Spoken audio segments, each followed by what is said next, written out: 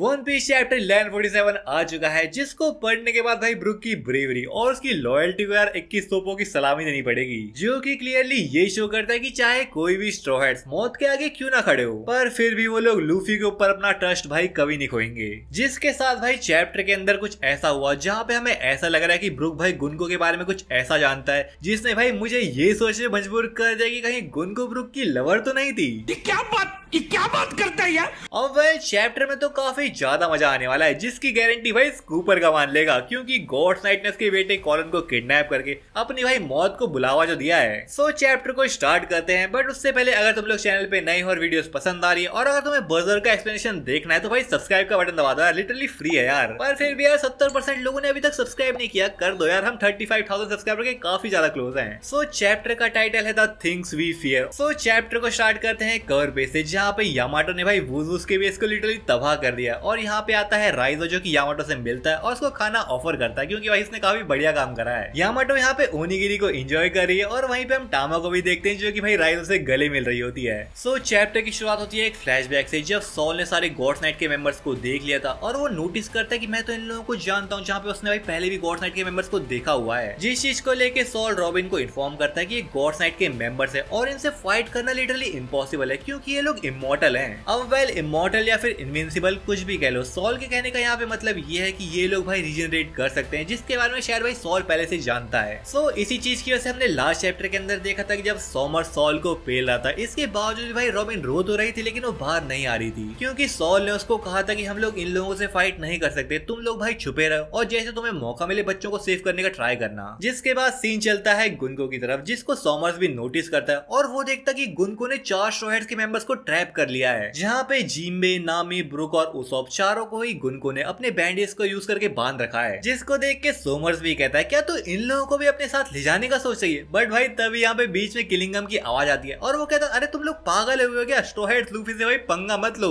जो काम है वो करो और यहाँ से निकलते बनो। मतलब भाई यहाँ पे लिटरली एक गॉड्स नाइट का मेंबर भी कह रहा है कि स्ट्रॉ हैट लूफी से फाइट करने का कोई फायदा नहीं है। जिस चीज को सुन के यहाँ पे सोमर्स भी उसकी बात से एग्री करता है और कहता है कि हमको यार एक योंको से पंगा नहीं लेना चाहिए। लिटरली भाई यहाँ पे सारे के सारे गॉड्स नाइट के मेंबर्स जो कि एल्बाफ के अंदर प्रेजेंट है, उन लोगों ने भाई कह दिया कि स्ट्रॉ हैट लूफी भाई काफी स्ट्रॉन्ग है, क्योंकि शुरू में हमने गुनको को भी कहते हुए देखा था कि स्ट्रॉ हैट लूफी और उसका क्रू भाई काफी परेशानी दे सकता है उन्हें, और यहाँ पे अब यही चीज किलिंगम और सोमर्स भी कह रहे हैं। लिटरली भाई दबदबा है लूफी भाई का। ऐसे ही नहीं भाई, लूफी को योंको का टाइटल मिला हुआ है और ये चीज भाई योंको के टाइटल को और भाई बड़े रूप में दिखाते हैं कि योंको का जो टाइटल है वो काफी ज्यादा इंपॉर्टेंट है। सो फिर इसके बाद हम देखते हैं नामी को, जो कि भाई थोड़े गुस्से में, जहाँ पे वो कहती है सॉल भी यार थोड़ी बुरी हालत में और ऊपर से कॉलन भी किडनैप हो गया, आखिर तू क्या कर रहा है जिम्बे, कुछ कर यार। मतलब भाई यहाँ पे लिटरली नामी जिम्बे को कह रही है आखिर तूने यार कुछ करा क्यों नहीं, हम लोग यहाँ पे किडनैप हो रहे, हम लोगों को ट्रैप करके रखा, आखिर तू कर क्या रहा है। बट जिम्बे भी लाइक अरे पागल औरत जरा शांत रहे, तू कितना बकर बकर कर रही है, थोड़ा सोचने का मौका तो दे मुझे, जब मैं सोच पाऊंगा कि आखिर इनकी एबिलिटी क्या है, इनको कैसे रोका जा सकता है, तभी तो भाई मैं कुछ कर पाऊंगा ना। जिसके साथ यहाँ पे हम फिर ब्रुक को देखते हैं जो कि गुनको में भाई कुछ नोटिस करता है। ब्रुक यहाँ पे गुनको को देख के थोड़ा सोच में डूबा हुआ है और वो कहता है ऐसा हो ही नहीं सकता, ऐसा पॉसिबल ही नहीं है। बट तभी फिर यहाँ पे गुनको आती है और अपने एरोस को यूज करके एक सेवर में कन्वर्ट करती है और ब्रुक की गर्दन पे रखती है और उससे कहती है आज से तू मेरा म्यूजिक स्लेव बनेगा और रोज मुझको म्यूजिक सुनाएगा। जहाँ पे हम देखते हैं कि गुनको ब्रुक के सर के ऊपर पैर रखती है और भाई इस एंगल से तो मानो ब्रुक को भाई पैंटीज उसकी दिखी रही होंगी, बट शायद यहाँ पे ब्रुक अभी पैंटीज को देखने में भाई उतना इंटरेस्टेड नहीं है, क्योंकि यहाँ पे गुनको लिटरली उसको एक स्लेव बनने के लिए कह रही है। जिस चीज को सुन के नामी, जिम्बे और उसॉप भी यहाँ पे शौक रहेगा कि एक सेलेस्टियल ड्रैगन ब्रुक के बारे में जानता है, सोल किंग के बारे में जानता है और उसका एक फैन है। बट वेल गुनको की बात सुन के ब्रुक यहाँ पे कहता है माफ करना मुझे यंग लेडी, मैं तेरी बात को नहीं मान सकता, क्योंकि जब से मैं स्ट्रॉ हैट लूफी से मिला हूँ तब से मैंने बस अपने कैप्टन स्ट्रॉ हैट लूफी के लिए लॉयल्टी स्वेयर करके रखी है। बट फिर यहाँ पे गुनको कहती है what if I told you कि मैं तुझे मार दूंगी अगर तूने मुझे मना करा।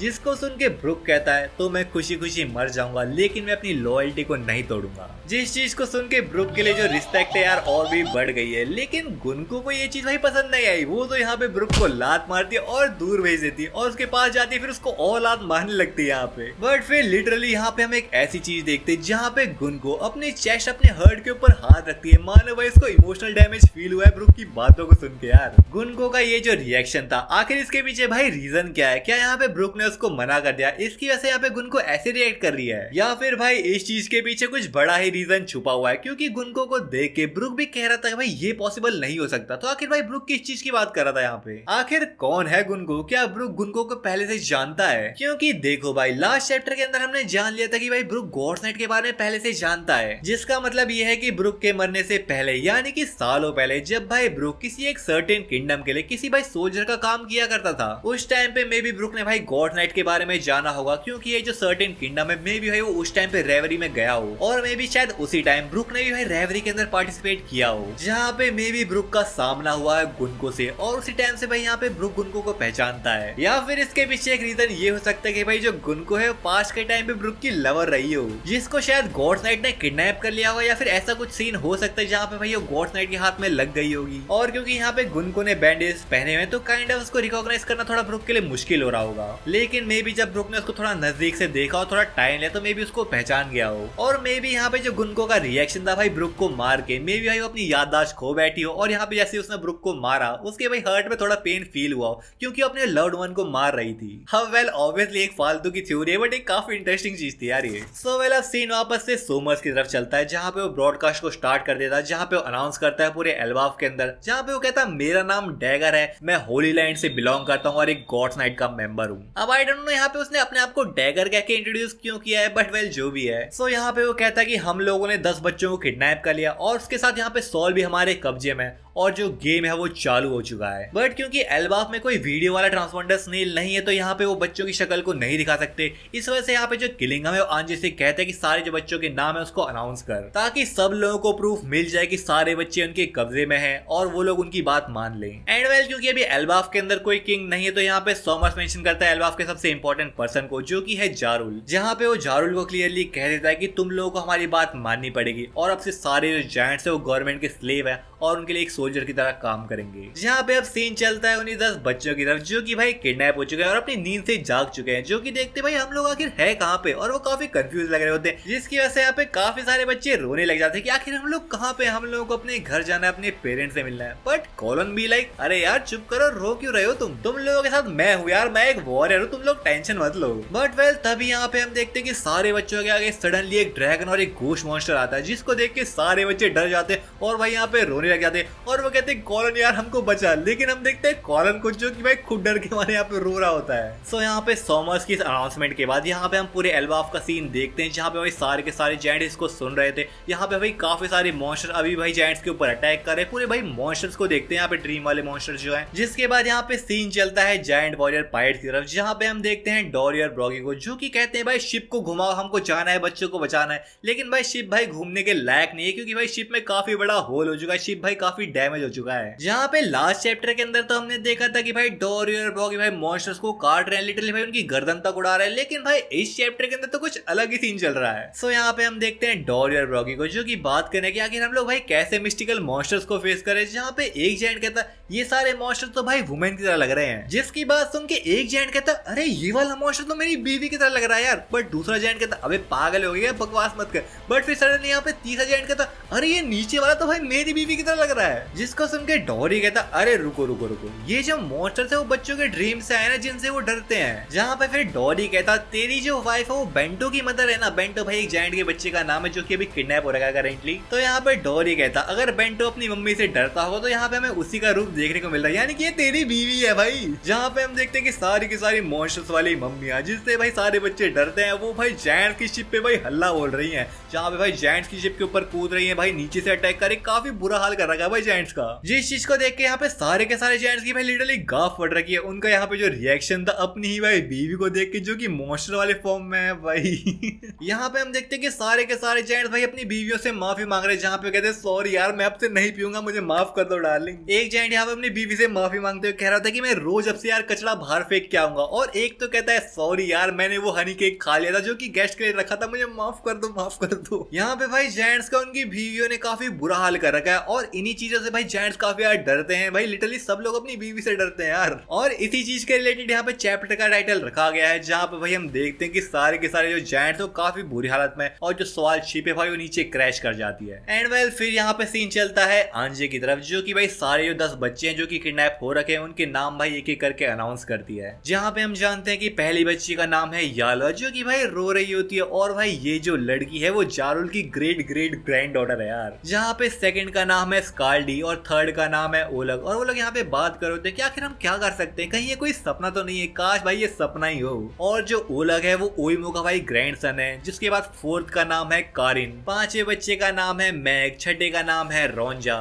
सातवें का नाम है बेंटो, आठवें का नाम है जोहाना, नौवे का नाम है जॉर्न। जहाँ पे हम देखते हैं कि सारे बच्चे आपस में बात करें कि आखिर हम लोग क्या कर सकते हैं। वो भाई एक दूसरे को थोड़ा दिलासा दे रहे हैं कि हमको भाई कुछ ना कुछ तो करना पड़ेगा, अभी तक तो हम ठीक है लेकिन आगे क्या होगा भाई किसको पता। बेंटो यहाँ पे कहता है मुझे तो यार मेरी मम्मी काफी ज्यादा सुनाएगी, लेकिन यहाँ पे फिर जोहाना कहती है मस्ट बी नाइस, तेरे पास कम से कम पेरेंट्स तो है। यानी कि भाई जोहाना जो लड़की है वो बेसिकली अनाथ है यार। जिसके साथ यहाँ पे हम जॉर्न को देखते हैं, जो कि कहता मैं अकेला ही बच जाऊंगा यार, मेरे लिए वो ही काफी है। बट जोहाना कहती साले तू बहुत हरामी, अकेले अकेले सोचते तुझे तो मैं छोड़ूंगी नहीं। सो यहाँ पे आंजे जैसे ही 9 बच्चों के नाम को अनाउंस कर देते हैं, यहाँ पे सोमर्स बीच में आता है और कहता है ये तो भाई 9 बच्चे हो गए, लेकिन एक और बच्चा हमारे हाथ लगा जो कि काफी ब्रेव बनने की कोशिश करता, हमसे फाइट करने की कोशिश करता और कहता मैं अपने फ्रेंड को सेव करूंगा। सो उस बच्चे का नाम है कॉलन, और ये हो गए पूरे 10 बच्चे। जहाँ पे ये कहते ही भाई सीन चलता है रिप्ले और फ्रैंकी के ग्रुप की तरफ, जहाँ पे हम देखते हैं भाई रिप्ले के रिएक्शन को, जो कि भाई काफी वरीड लग रही है क्योंकि आखिर उसका बच्चा यार किडनैप जो हो गया है। बट वेल यहाँ पे रिप्ले और फ्रैंकी का ग्रुप भाई अकेला नहीं है, बल्कि यहाँ पे उनके साथ जुड़ चुका है भाई स्कूपर गवान। सो यहाँ पे हम देखते हैं कि रिप्ले ने भाई स्कूपर गवान को अपने हाथ में उठा के रखा है, जहाँ पे स्कूपर गवान कह रहा था अरे सुना तूने हमारा बेटा भाई काफी ब्रेव है यार। बट रिप्ले कहती अरे इन सब चीजों के बारे में बात करने का टाइम नहीं यार, जाके बचा यार तू उसे।